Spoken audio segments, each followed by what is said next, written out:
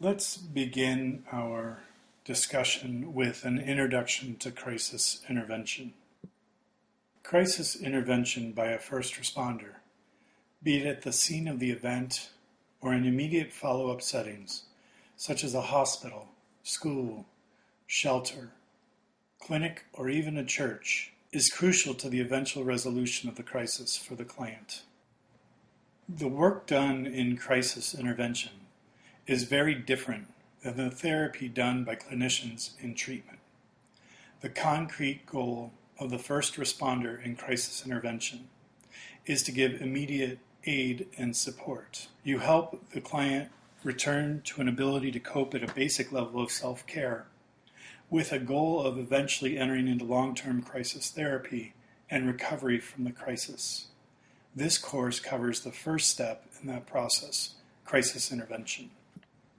The client in crisis needs to know she or he is safe, that you don't judge her for the crisis, that there is hope, and that she will recover from this crisis. We convey those messages of safety, non-judgmentalism, hope, and recovery through aid and support at the point of crisis. It takes a very special kind of social worker to be a first responder in crisis intervention. As Chapter 1 in your text identifies, you need tolerance for ambiguity. In the beginning of the intervention, you will have very little understanding or knowledge of the crisis confronting the client. Sometimes you'll have to feel your way through the dark, perhaps even literally in the case of natural or human-made disasters. A calm, neutral demeanor in the face of the bonfire of emotions you will encounter from your client. You'll need to provide strong, steady support, unwavering in your serenity, no matter how awful the crisis, no matter how hurt the client is. You need tenacity. There will be cases where the only thing that enables you to see your work through to the end is your ability to hang in there and practice ethical social work, even when you don't want to, or feel that you cannot endure another minute of the client in crisis. You need optimism. There is always hope, because people are resilient, and they have strengths inside, and their support system can be aroused to support. There is always hope. You need a sense of adventurousness. You need to feel that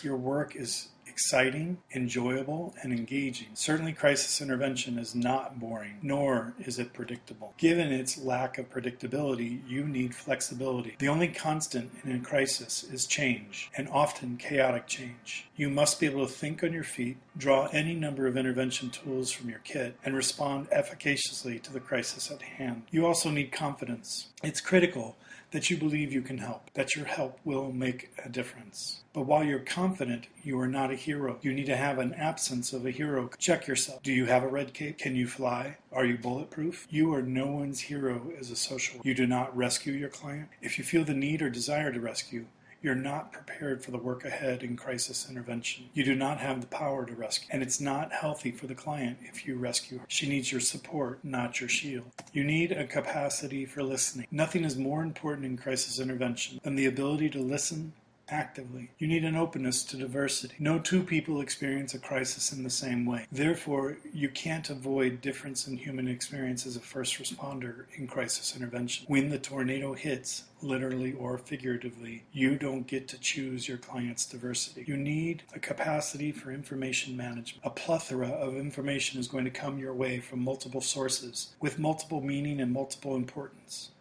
You'll need to gather, synthesize, and report out the information that you've discovered. Some of these traits are innate to who you are, and some of them are not. They'll have to be learned while you professionalize. This learning, this practice, this becoming the competent crisis intervention social worker is a lifelong process of learning. We now turn to Chapter 1, again defining a crisis. The chapter explores common responses to crises, discusses types of crises, identifies steps in the crisis intervention, examines culture in the context of crises, and provides you with the LAPC model of crisis intervention. After reading the chapter, you'll be reading several articles that further your learning as you enter into crisis intervention. Meyer and Moore introduce you to the crisis and context theory, which is based on the ecological theory.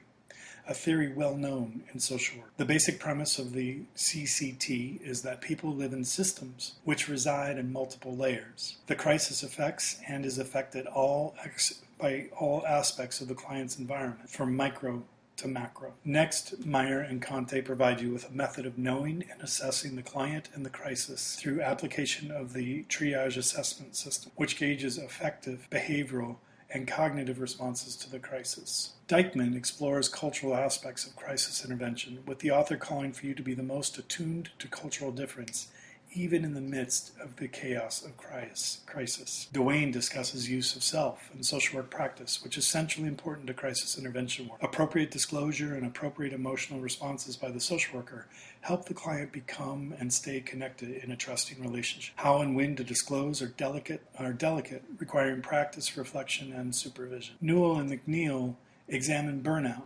vicarious traumatization, compassion fatigue, and secondary traumatic stress, all of which are highly possible experiences in your future. Barossa provides an example of compassion fatigue in social work by examining adult protective services and the stress brought on by crisis intervention in that setting. Finally, Radley and Figley argue that social workers are in the game for the client, that they are highly motivated, optimistic, and efficacious in helping. So compassion fatigue and burnout ought not to be the primary concern of social workers.